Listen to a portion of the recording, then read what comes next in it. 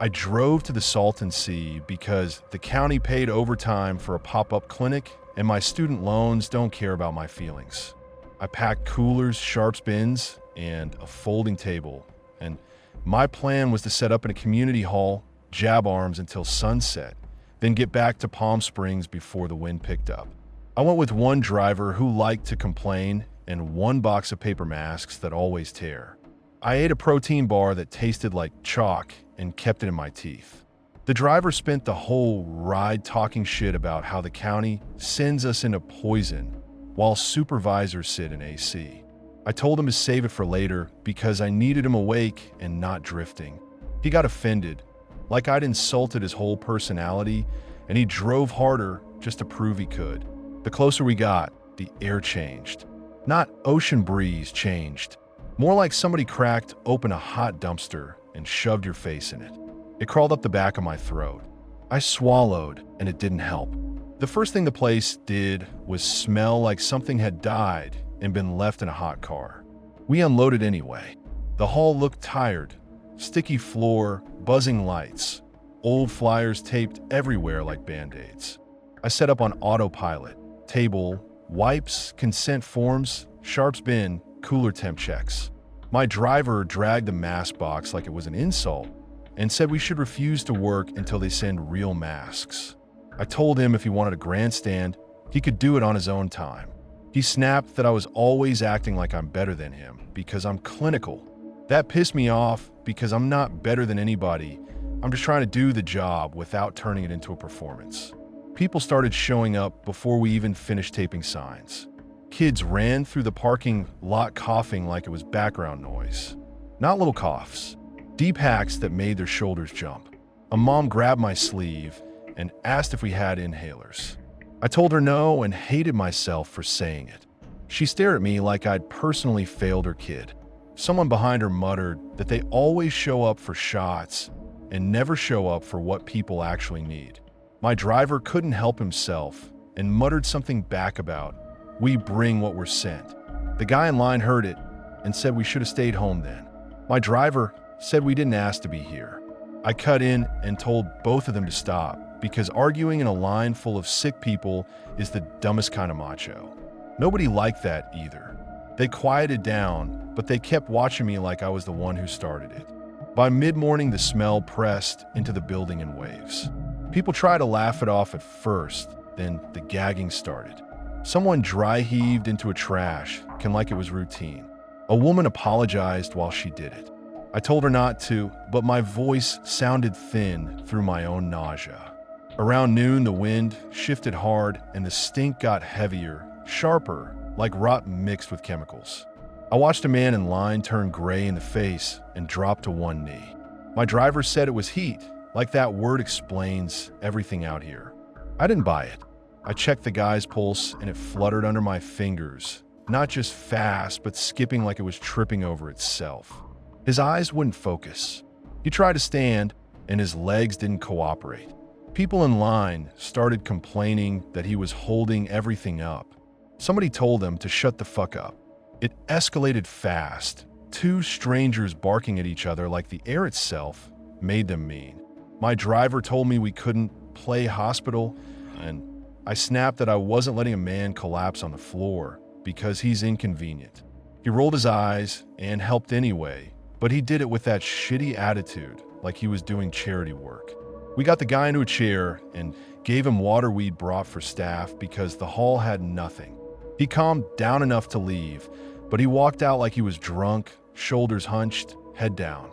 I stepped outside to get air and realized the outside wasn't better, it was just open. The shoreline looked wrong up close. The sand wasn't sand. It was crushed bone and scales. My shoes crunched with every step, and the sound alone made my stomach twist. Birds lay scattered around like trash, twisted, stiff, necks bent in ways that didn't look natural. I saw one still alive, blinking slow, mouth opening and closing like it was trying to drink air. It flopped once and stopped. I gagged and spit, and the spit tasted metallic like pennies. I backed up fast because my brain suddenly decided I shouldn't be standing there breathing whatever this was. That's when I heard tires behind me, close. A pickup rolled up too near, slow, tires grinding over the bone crunch like it was nothing.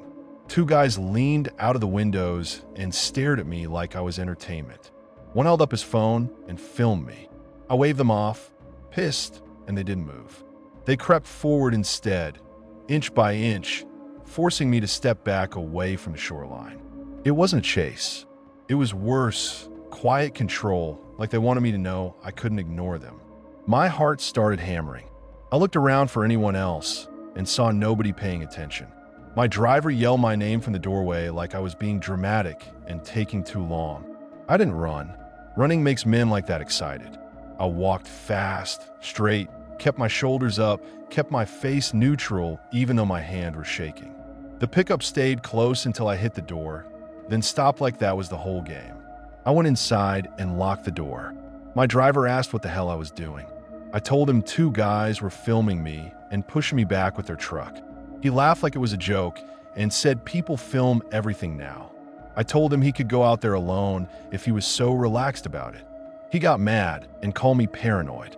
I told him he's lazy and stupid and he's going to get us hurt one day because he treats everything like a fucking meme. That finally landed. He shut up and checked the lock anyway. We kept working because we were already there and people needed the shots. That's the part one still argue with myself about. I could have called it, could have packed up, could have told the county to shove their overtime. But there were mothers with kids, older folks, people who drove out in broken cars because this was the only thing they could reach. So I kept jabbing arms and pretending my body wasn't screaming. A little girl sat on the table and asked why the lake smells like vomiting. Her mom snapped at her to shut up. The girl cried anyway. The mom snapped again, like tears were a personal attack. I handed the girl a sticker and she shoved it away, still crying, looking at me like I was part of it. My driver muttered that people out here don't control their kids. I wanted to tell him to eat shit. I didn't. I just kept moving because stopping meant thinking. When the line finally thinned, my driver cracked the hall door for air and a gust blew in, brown, gritty, warm. It hit my throat like sandpaper. My eyes watered instantly. People started coughing all at once, like a coordinated thing. Somebody gagged. Somebody puked. A guy started yelling that we were poisoning them. A woman screamed at us to close the door. My driver yelled back that we didn't make the wind. Someone in the corner shouted that we should have brought better masks. I grabbed the box and started shoving masks at anyone who would take one. But they tore at the ear loops like they always do, and people cursed at me like I was the one who ordered bargain bin supplies. My lungs tightened like fists. I closed the door hard enough the frame rattled and told my driver we were done. He argued, because he always argues, because he thinks if he argues first he won't have to feel afraid. I told him to shut the fuck up and start packing. We packed fast. I dumped used supplies, sealed sharps, wiped surfaces with hands that wouldn't stop trembling. Every time I looked at the window, I expected to see that pickup right outside. Phones still up like they'd followed us around the building just because they could. I didn't see it, but that didn't calm me down. It just made my brain invent worse possibilities. On the drive out, my uniform reeked of fish rot and chemicals. It clung to me like a second skin. My driver finally went quiet, which is how I knew it got to him too. He kept swallowing like he was fighting nausea. I stared at my hand in my lap and tried to breathe through my mouth to avoid the smell, but then I tasted it instead. That night, I scrubbed in the shower until my skin burned. The smell didn't go away. 2 days later, I caught myself tasting it while eating dinner like it had moved in behind my teeth.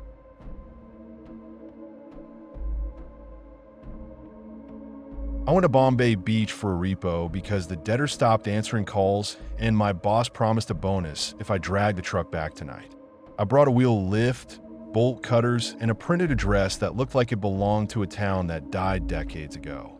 My plan was to hook the car fast, avoid drama, and be back on the highway before dark.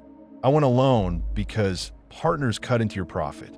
I kept chewing sunflower seeds to stay awake.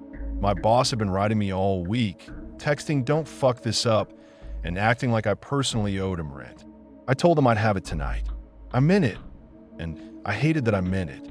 Bombay Beach didn't look abandoned, so much as unfinished. Streets turned into sand. Trailers leaned like they were tired of holding themselves up. Weird art sat in yards. Mannequins nailed to fences, welded metal that looked like cages, hand-painted signs with jokes that weren't funny. The closer I got to the shoreline, the more the air changed. Rotten fish, bleach, hot metal, that ammonia bite that makes your eyes sting. White flecks drifted through my headlights and stuck to the windshield. When I hit the wipers, it smeared into a chalky film that made the road look hazy. The address dropped me on a road that sounded crunchy under the tires, like crushed shells. Half the homes were dark holes with busted windows. A few had porch lights on, but I didn't see anyone move. No dogs, no music, no TV noise. Just wind and this faint crackle when my tires rolled over the crust. I parked in front of a sagging fence and spotted the tarted car behind it. Same make, same plate, sitting dead quiet like it had been parked and forgotten.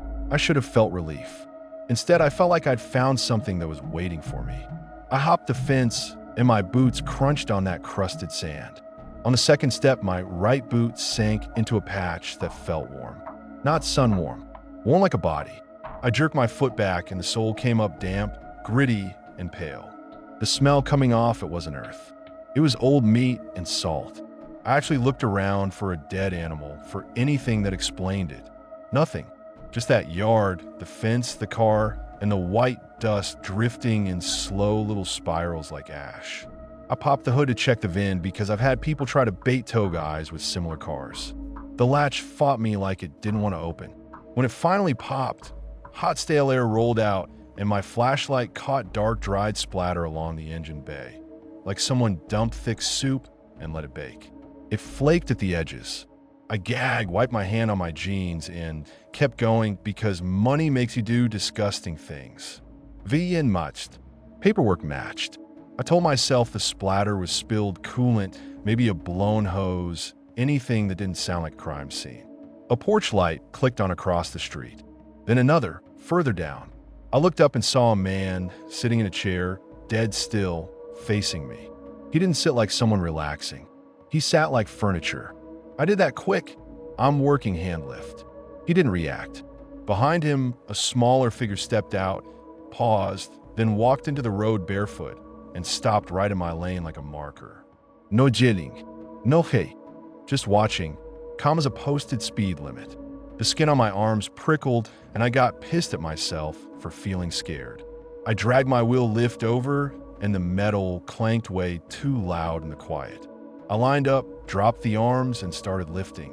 The repo car groaned, and the suspension squealed. The squeal turned into this ugly grind, like something scraping that shouldn't scrape. Then something inside the cabin slid and hit the glass with a heavy thump. Not a rattle, a slam. I froze with my finger still on the switch and aimed my light through the windshield. Black trash bags filled the seats. Not loose garbage. Bags tied tight, stacked into the back seat, and pile high like somebody tried to pack the whole cabin. They weren't puffy with air. They sagged heavy. One bag had a stretched, shiny spot, like something pressed from inside. Another had a tiny tear near the knot, and something dark showed through, wet-looking in my beam. My stomach rolled hard. I've towed wrecks with blood in them. I've pulled cars out of hoarder lots full of piss bottles. This felt different, like it wasn't trash, it was storage. The wind shifted and the smell hit me full force. Ammonia, rot, and that fish lake stink stacked together, so sharp my eyes watered. The barefoot figure kept walking closer, slow and steady, like time didn't matter to them. The man in the chair didn't move at all. I had this moment where I wanted to do the tough guy thing, get out and make it a normal argument, scream at them to back off. But my body wouldn't. My body just wanted me gone. I slammed my truck door hard enough to rattle the glass, jumped in, locked it, and threw it into reverse. My tires spun on the powdery crust. The truck fishtailed, and for a couple seconds I didn't move, just grinding and sliding sideways like the ground was slick. Panic hit so clean it made me sweat cold. I picture myself stuck there with the repo half lifted and those two closing in and those bags thumping behind me. I gunned it again and the tires finally bit. The truck jerked back, the straps snapped tight, and the repo bounced out through the gap in the fence. Inside it, the bags shifted and thudded like a person turning over in a bed. As I hit the main road, my phone lit up, my boss calling. Of course, like he could smell trouble from his office chair. I didn't answer. He called again. I still didn't answer. I kept driving, staring at the mirror, half expecting headlights or that barefoot figure to still be there in the lane. Nothing followed. That almost made it worse because it meant they never needed to chase. On the highway, the repo swayed behind me, and every bump made something inside it bump back. I kept telling myself it was just garbage, just heavy garbage, maybe dumped fish, maybe someone cleaned out a freezer. But the smell kept sneaking into my cab, even with the vents off, and the image of that stretched plastic wouldn't leave my head. I started arguing with myself out loud. Get paid. Drop it. Not your problem. Then I'd hear my own voice and feel sick, because that's exactly the kind of thinking that gets people hurt. I pulled into a gas station under bright lights, because I needed normal. I checked the straps just to have something to do with my hands. When I walked behind a repo car, I stopped dead. The back window had fog from the inside, full cloudy mist like someone had been breathing back there. The car was off. The windows were closed. The night air was cold. It didn't make sense. Then letters appeared in the fog, like a finger writing my full name. Spelled right. First, middle, last. The exact order on my license. Not a guess. Perfect. My skin went tight and my throat got dry. I looked around like somebody had to be filming this, but nobody even glanced up. I wiped the window hard until the fog smeared and the letters vanished. The glass stayed damp on the inside anyway, like it was sweating. I sat in my truck with the doors locked and tried to talk myself down. Call the cops? Say what? My repo wrote my name? Tell them about trash bags that might be bodies without opening anything, without proof? I could already hear the questions, the look, the paperwork nightmare. Call my boss. He'd laugh and tell me to stop being a bitch and bring the car in because paperwork is paperwork. I hated that I knew exactly how he'd react. I also hated that part of me still wanted the bonus, like money could bribe my nerves into shutting up. So I drove to the yard. I didn't stop again. Every bump made the repo bounce and the bags thump, and each thump felt like it landed in my ribs. When I rolled through the gate, the guard barely looked up. I dropped the car in the lane, unhooked fast, and refused to look through the windows again. In the office, my boss was waiting, already annoyed about the missed calls, already smirking like he knew I'd come crawling in anyway. He started in on me, and I snapped back, told him to quit calling me while I'm driving a tow, and save his bullshit for someone who cares. He got red, then smiled like I'd entertained him. He shoved the bonus at me like it proved he was right.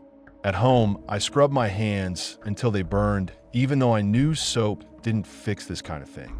I kept smelling that ammonia rot in my nose. I slept like shit. Every time I closed my eyes, I saw that man sitting like furniture and that barefoot figure standing in the road like a marker. A few days later, I got in my truck, hit the AC without thinking, and that same fish rot chemical stink blasted out of the vents like it had been living in there, waiting. I never told my boss. I delivered the car, took the bonus, and scrubbed my hands raw. For weeks after, every time I turned on my truck's AC, it blew out that fish rot chemical smell like the Salton Sea followed me home as a joke I didn't agree to.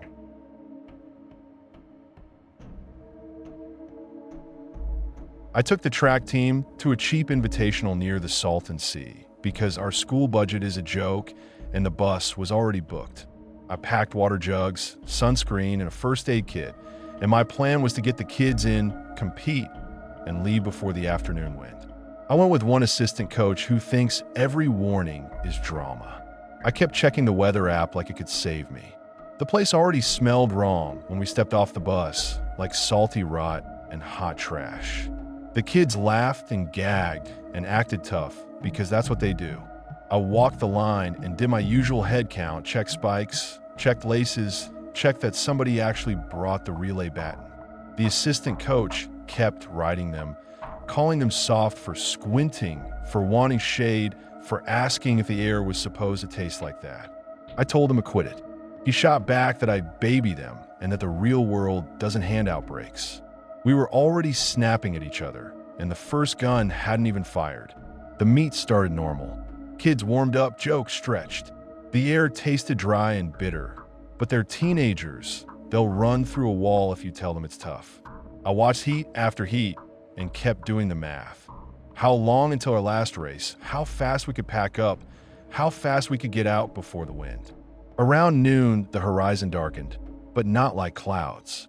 A brown haze rose low from the lake bed and rolled toward the track, slow and steady, like it had been coming all morning, and we were the idiots who stayed. I felt that cold drop in my gut. I shoved my phone in the assistant's face and pointed. He glanced once and shrugged. He said it was just dust. He said the app didn't show anything serious. He said if we pulled now, we'd forfeit and look like clowns. I told him I didn't give a fuck about medals. He said I was panicking and that the kids needed to learn to push through discomfort.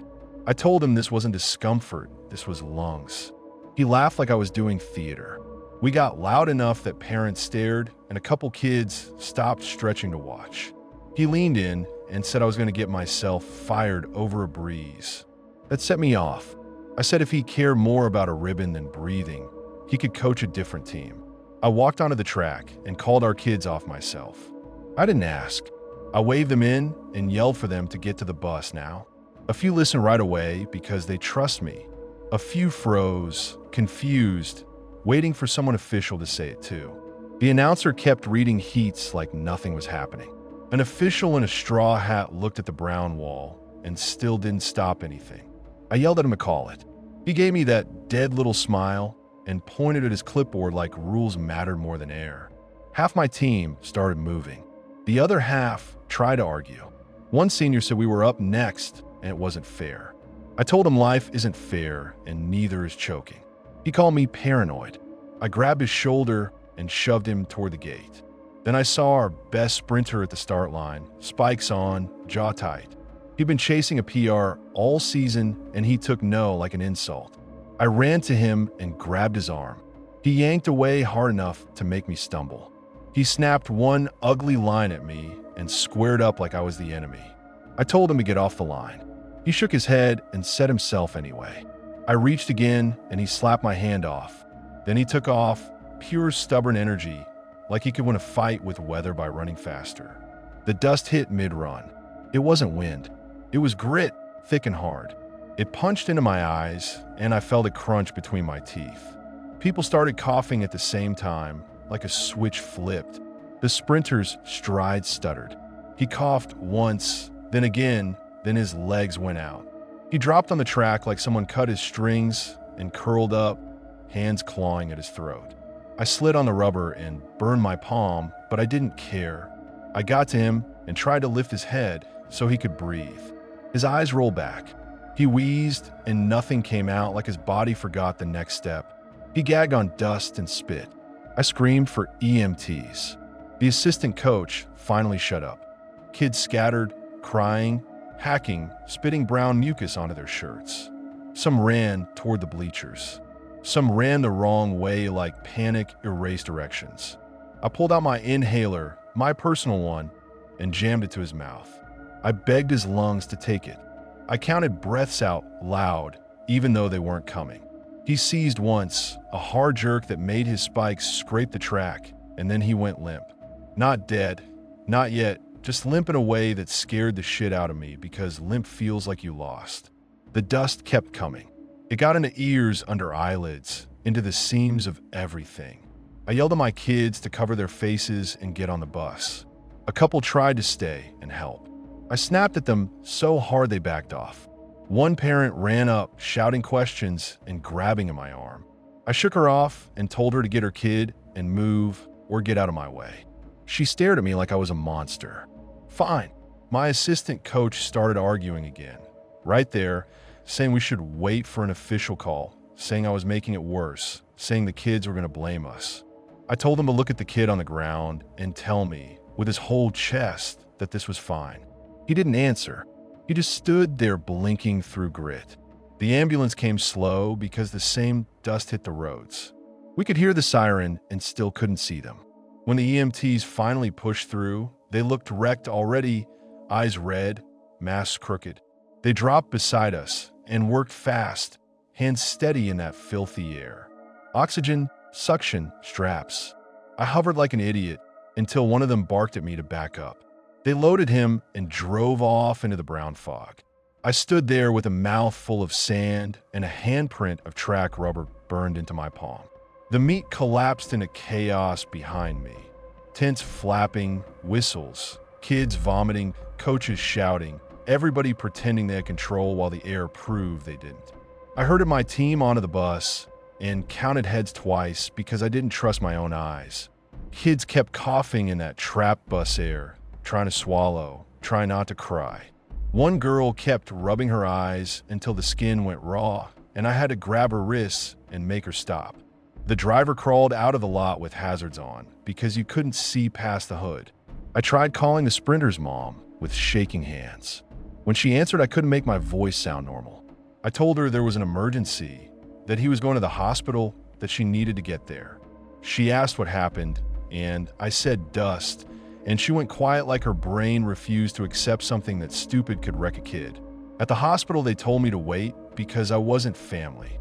I sat in a plastic chair with grit in my hair and dust in my nose, watching my kid stare at the floor, quiet for once. When I finally saw him, he was on oxygen. His chest worked too hard for how still he looked. His mom stood there gripping the bed rail like she wanted to rip it out of the wall. She looked at me like I'd done it on purpose. She asked why I let him run. I tried to say I didn't, that I grabbed him, that he fought me, that it hit too fast, and it all sounded like excuses. The doctor used careful words and a calm voice, and still said enough to make my stomach twist. Particulate exposure, reactive airways, new diagnosis, follow-up, inhalers, limits. He didn't die that day. That would be too clean. He went home with oxygen and a new diagnosis and a mom who watched every breath like it might quit again. The district called it an unfortunate environmental event and sent me a form that basically said I took responsibility. They wanted a neat box to put in. They wanted someone's signature more than they wanted to admit they sent kids to run next to a poison lake bed. I argued with the athletic director on the phone until my throat hurt. He said it was standard paperwork. He said it protected the school. I said it didn't protect the kid. He went quiet, then reminded me I was at will, like that was supposed to calm me down. The assistant coach tried to text me some half apology mixed with no one could have known. I didn't answer. Knowing was the whole point. The next week, the sprinter showed up at school with a portable tank and a look on his face like he'd been robbed in public. Kids stared, then looked away fast, embarrassed for him, embarrassed for all of us. His mom didn't come to practice. She didn't have to. I felt her absence like a weight. They held a little meeting in a windowless office and asked what I could have done differently, like I didn't already run onto the track and grab his arm. They wanted me to say the right thing for their records. I wanted them to say they were sorry. Nobody did. I did.